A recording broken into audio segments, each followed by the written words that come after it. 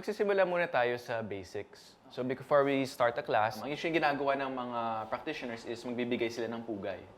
So ang nangyayari niyan is the instructor and the students bow to each other. So usually, ang mangyayari niyan is the senior student is going to cue the class to give a bow. So what happens is the students and the instructor bows to each other. So ang itsura niyan, ang cue ni Tan over here is handa sa pagpugay. So when you hear that, feet together, tapos yung baston, ito yung position natin, to the left. Yan. And then a simple nod pag sinabi ni Tan na pugay. Yan. So let's try that out. So relax lang muna. And then Tan will cue. Handa sa pagpugay! Handa! Pugay! Okay, so let's get started. So we're gonna go through some basic strikes, some basic blocks with both double stick tsaka single stick. So that way meron tayong konting background and then we'll continue on and advance from there. So let's start first with our grip.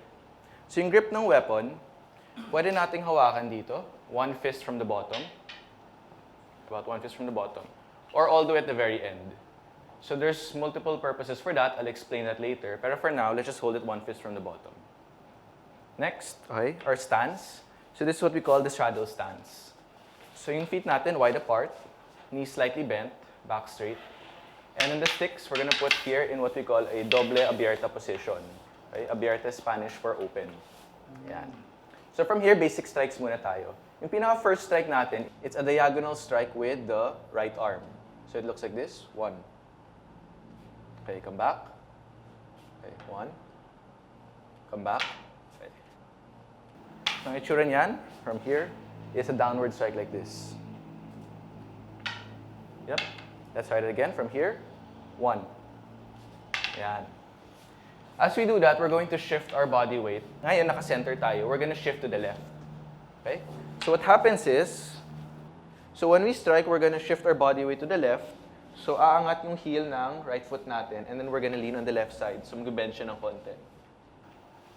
So left knee bent. Yan. So again, from here, strike one. Good. Again, come back. One. From here, we're going to do a second strike. So yung second strike is an upward strike, diagonal pa rin, to the chin. As we go back to our straddle stance. Okay, two. Yan. So basic strikes, one and two. Let's try that. One. And two. Again, one. Two. So we'll do the same thing from the other side naman. So going from left to right. So from here, left hand naman. So we're going to shift naman to the right side. Ready? And one.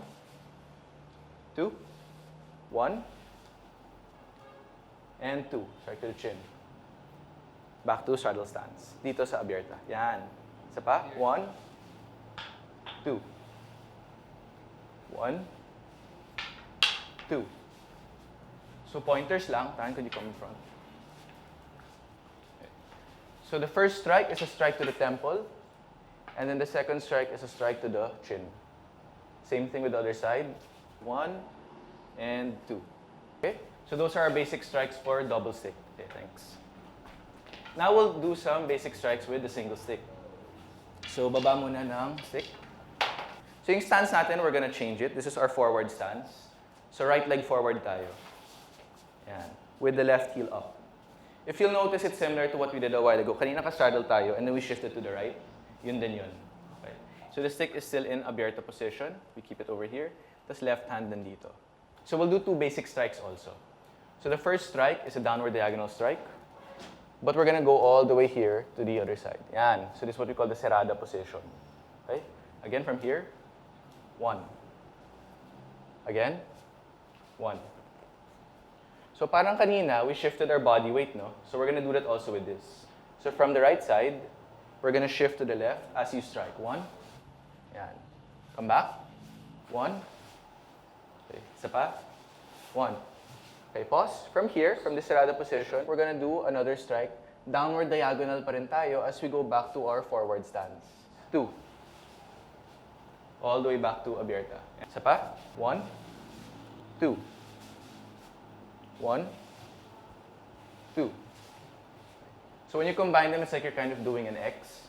So ang tawag natin dyan ay X or pattern X. So ang targets natin, similar to a while ago, is still the head. So the first strike is to the temple, and then to the other side of the temple. The other side of the head. So one more.